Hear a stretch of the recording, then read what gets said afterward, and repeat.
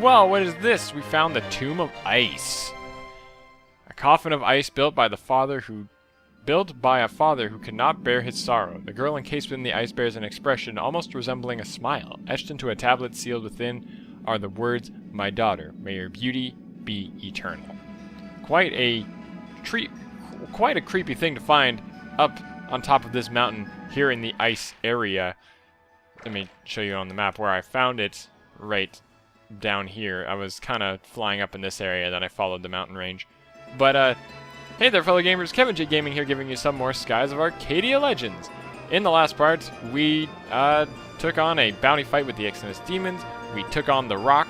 We overcame the odds. And in this episode, we are going to go looking for one more optional fight, and then we're going to return home to Crescent Isle. I believe that's where we were supposed to be in the last episode. So first we're going to look for this optional fight. I'm not exactly sure where it is, but I'm pretty sure it's somewhere in this western corner of the map, this western area. I remember the sky being quite red in the area, so I don't think I'm near it right now. I'm just gonna fly around this area. Oh, found it. So, if you didn't like loopers, here's a big one. Yeah, they knew that they made an enemy that was so annoying. They made a big one. Here it is. Oh boy. This is known as the giant looper. Now, like many loopers, he will actually run away. So what you want to do is completely focus, because he will only run away on the turn after you decide to attack him. And because of that, we are not going to attack him. You have to try to take him out in one turn. He has about 20,000 health, so you want to chunk him as hard as you can. And hopefully, it's enough to finish him off. Also, as you can see, there's a lot of rings around here. He can actually switch rings, or loops, if you will. We want to take out this looper. He also has a move called Looper Ring, which doesn't... Oh, there it is. It does look like rings. Actually, it doesn't do too bad. It actually hurts pretty hard, I'm not gonna lie. So we're gonna focus up really hard. But he won't fly away until he starts having attacks shot at him. So you can shoot torpedoes and he won't leave until the turn that they come down. But needless to say, he's a real pain in the butt. And he's completely invincible while he's switching rings like this, during this turn where he's switching, as you can see. Where he's back, you know, he's all the way over here. So, there's the Moonstone Cannon on the following turn. So what we're going to do, I almost said run away. We're going to complete kit on the first turn just to have my health back. We're going to shoot the Arc Whale Torpedo to come down on that turn. We're going to shoot the Serpent Torpedo to come down on that turn. And we're going to Increm right here. So hopefully we can hit him really hard. He's going to go for that Looper Ring. Luckily he went first, so now we're going to take the damage and then heal, which is the way you want to do things.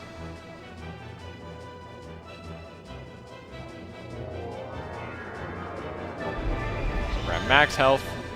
And next turn, hopefully we can take him out. Again, you have to take him out in the one turn that you have. If you don't take him out in that one turn, you're done. He'll run away, and you can never find him again. And you won't get the stuff that he gives you. He doesn't give you all that much, but it's better to get it than to not get it. Am I right? It's better to have something than not need it, than need it and not have it. Which is true. Which is true. So I'm going to shoot these Arc Whale Torpedoes, and then the Serpent Torpedoes as well. And we will have so much spirit next turn that we won't have to worry about using the Moonstone Cannon. So, switching again. Wow. So we're going to launch these Serpent Torpedoes. Where is he? Where did he go? There he is. Moonstone Cannon fire. And we're going to shoot this to come out on all the turns. We're going to even shoot an Ancient Cannon on the last turn. And if he isn't defeated by that point, we're just gonna hit him with Electrum, I guess. I don't know, we don't have much else to hit him with. I mean, we could shoot one more torpedo, I guess. I mean, we still have like another torpedo we can use. But it won't come down this turn, so it doesn't really matter. Hit him with a Pyrome. I don't know. I'm just gonna hit him with something. So we're just gonna lay into him now. The 5-inch cannon doesn't hit him. Like any looper, he is friggin' hard to hit. He's very hard to hit. He dodges a lot. He's gonna go for that looper ring, which is fine, because next turn we get the Moonstone cannon, and hopefully it's enough to take him out. I really hope it is. I really, really hope it is. So we've hit him. The torpedoes are coming down. We got the Serpent, the 5-inch cannon shooting at the same time. Or is that a 5-inch or 5-foot? Whatever. We're just blowing right into him with this Moonstone cannon. And will it do the 20,000 damage plus that we need to do? Yes, man, we did a lot more than we needed. We defeated the giant looper. I've actually never done that before, mainly because I never bothered to look up how to actually beat him. So we did it. Beating him will get you a Captain Stripe, which is the only boss fight, like he's an optional boss, that gives it to you. So that's interesting that we actually got one. So I'm gonna just, we have 3 moonberries still. Where is that Captain Stripe? Oh, it's in here. We have 2 Captain Stripes and we haven't used them yet. So we're up to 54,000 health now, which is cool. Just max out our health on that, not like it really matters. We have a whole bunch of things that we can sell too. But yeah, anyway, we're gonna return to Crescent Isle. If you fight in that area down there, by the way, you will run into nothing but loopers. So it's a real pain in the butt to go sailing in there. All of different colors and all that fun stuff. But anyway, I'm gonna head back to Crescent Isle, and I will see you guys in a moment. There we go. We've returned home to our beautiful, beautiful Crescent Isle. So let's come home with the new schematics that we got from Deloco a few episodes ago. I believe that's what we got, right? We talked to Brabham over here.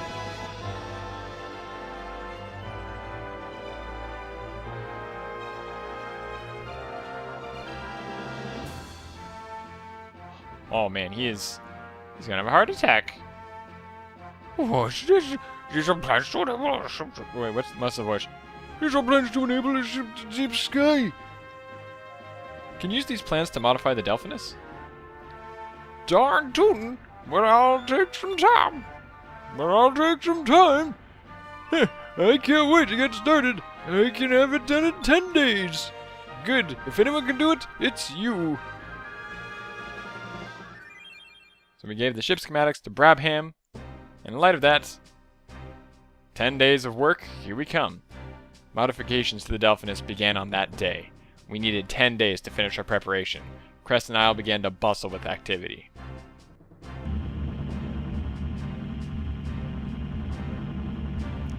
Using the blueprints that we took from Valua, Brabham was hard at work rebuilding the engine of the Delphinus. I can't wait to see what lies in deep sky with my own eyes. Far beneath the great blue sky, beneath the clouds, I can barely imagine any of the atmospheric pressure. I can already imagine that the atmospheric pressure must be high. Man, that was hard to read. We must reinforce the Delphinus's hull to make sure that it doesn't collapse under the pressure.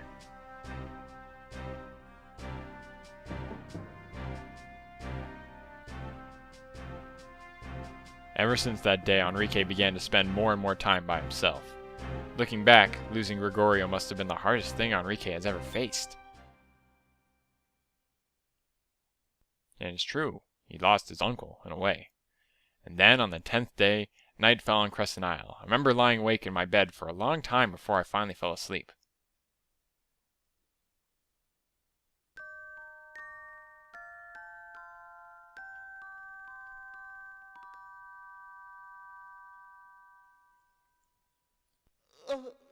I still don't feel rested. Maybe because I stayed up all night the day before yesterday working on the Delphinus.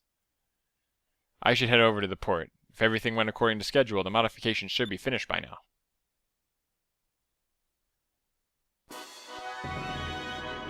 So we've done it. We've rebuilt the Delphinus, and Crescent Isle, I believe, is now completely tricked out, as you can see. This tent in here, it's a lot different now. Khalifa's in here, and you can pay 100 gold for your fortune, and you can get something different. Ah, a vision from the Red Moon. Seek your mirror images. You will be granted weapons of great power if you can defeat yourself in combat. Really? Red Moon has spoken. So you're telling me that okay, if that boss fight's now ready now, then we'll do that. That'd be more fun. I think we're only like 10 minutes into this episode so far-ish. But real quick, we're going to quickly look. I'm being so redundant. We're going to look at Ilkamis's shop, because as you can tell, it's a little bit different now. We paid him money. You come and talk to him now. Free medicines for you and your crew. I'm glad you like it. Ilkamis, I've decided I want to ask you to decide to devote your entire life to medicine. Before you joined my crew, you lived on that little island all by yourself, mixing ingredients and making potions. Haha, you've been wondering why I decided to become a hermit. Well, I will tell you, perhaps you will understand why I chose this life. My parents were both nobles from upper city, so during my childhood I was taken well care of. Well taken care of, what's the word? Because of my family's wealth, I was able to buy all of the books I wanted, and I read all the time, you see. One day, on my way to the bookstore, I saw a very sick man from lower city. He crawled into upper city on his hands and knees. He was begging for money so he could buy medicine, but no one would help him. I ran to the shop to try and help the man. When I returned, he was already dead. I felt so helpless. From that day on, I decided that I would devote my life to helping others. I spent days alone in my room reading about all the different types of medicines and potions. In time, I became one of Valua's best researchers. I wanted to make medicines that the people in Lower City could afford. I wanted to help people, but Valua had other plans for me. They wanted me to make weapons for their military. Shortly after, I fled Valua and found an island where I could continue my studies. Sorry if my story seemed a bit long. I believe in you, Vice. Although you are a warrior, you are fighting for the right cause. And that is why I want to aid you in your fight. I will do everything in my power to assist you and your crew. Hello, Vice. Can I help you? I just wanted to buy some stuff just to see what's in his shop now that we have tons of money. So I'm going to buy like another 20 Saccharin crystals, another 20 Saccharin crystals. I already have tons of those. Another like 30 Rhizome crystals. We need more Glyphs of Might because we go through a lot of those. And you can buy the seeds off him now. So being able to buy these seeds are friggin' like, whoa, wait a minute. Especially when you have a lot of money like I do, where I can just buy 10 friggin' Piranta seeds. That's 30 more damage, or base attack for somebody. And if we want to give them more quick, we want to give people more will, we have all that. You can even increase people's mana. So it's a little insane what buying all these can do. Anyway, so let's sell off some of these fish that we have. We have all these Sky Sardines. They're not going to be worth anything, so 67 of those. These Sky Jellyfish actually sell for a fair amount of money. That Silverfish is worth 1,500 on its own. These Gruel are worth a fair bit, it seems. The Romurai fish is worth 100, so that's a decent amount of cash.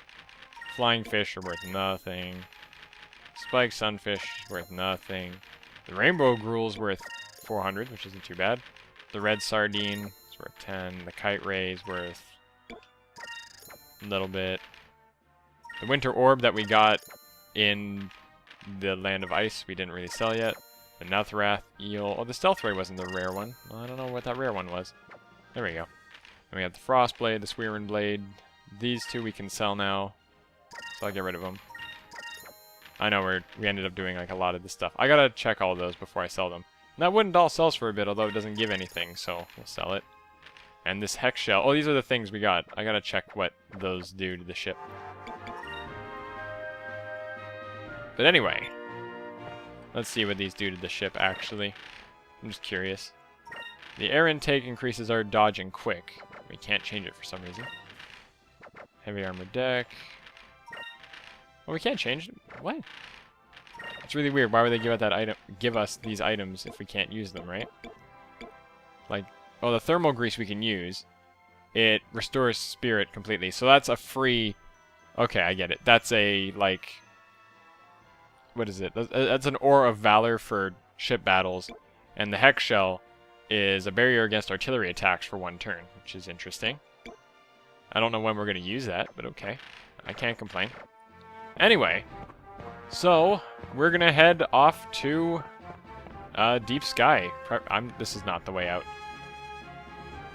But, I mean, I guess we can take a quick look at our friggin' place again with everyone here except for the one guy that we don't have yet.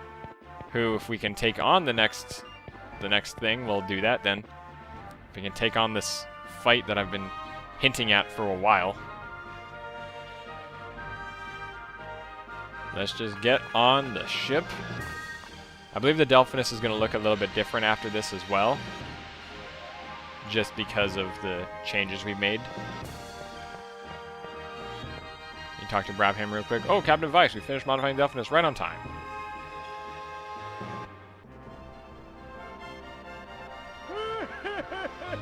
Lower the pressure shutters! Lower the pressure shutters! Something like that. It sounds like James from Pokemon. And make it double! Surrender now, we're prepared to fight. Whatever. Start the emergency engine! That's a James voice. That's James from Pokemon, man. I can't. Well, what do you think? What do you think? We have successfully converted the Delphinus into a cloud delving machine.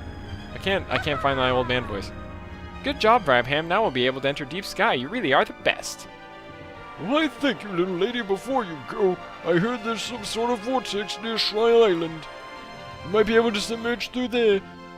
Yes. The vortex near Shrine Island? Got it. Alright, everyone. Let's get going. Vice, wait a second.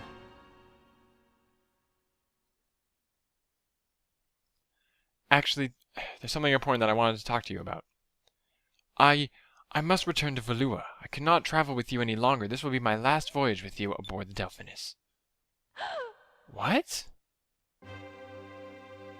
Galcian and the Armada have freed themselves from the control of the Valuan Empire and are acting on their own free will. Galcian probably has some sort of terrible scheme planned. I must return to Valua and report this news to my mother. He must be stopped. You can't. It's too dangerous, Enrique. I know the dangers that I face, and I'm sure that my mother won't readily listen to anything I have to say, but I am still the Prince of Valua. It is my duty to go. Yes. But Enrique... Princess, do not worry about me. I don't plan on dying just yet. I will return. This I swear. No. Yes. You just... What? Bad voice acting. No. Yes. Vice, after we get Phoenix' ship, could you bring me to Sailor's Island? I'll be able to borrow a ship there. I hope you know what you're doing. I hope you know what you're doing. And with that, we're going to get on the Delphinus, and we're going to head off. Doesn't seem like... You know what? We'll head off to Nazrad, and depending if that fight is actually there finally or not, I'm going to... If the fight isn't there yet, then I'll just continue on to Dangrel Island for the next episode. But if the fight is there, then I will take on the bounty fight now, and then in the following episode we'll go to the vortex or whatever, not Dangrel Island, you know what I mean. That is some interesting effect going on with the mountain over there. Alright, I just hate how hard it is to find this. And everyone who's played this game is like, you have to make sure you have this and this and this, but he's one of the hardest ones to find. And it just seems like he never appears. Is he there? Khalifa actually told me that he was here. And he ain't here. Okay. This is dumb. What do you say? Somewhere high above the skies of Nazareth, a beautiful rainbow stretches through the clouds. Okay, you don't help. Like, he's not here. He stands right here. I know for a fact. I've faced him many times. I've beaten him before, but making him appear is apparently one of the hardest things to do. Well, in which case... Next time on Skies of Arcadia Legends, we're gonna head to the sky and do stuff.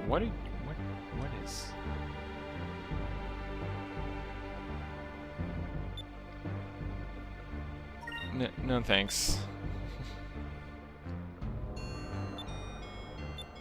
I don't want a massage. Oh yeah, real quick before we end the episode, I'm gonna eat all those Paranta seeds and see what happens. Isol seeds I'm gonna give to Fina. So Vice is gonna have insanely high attack right now.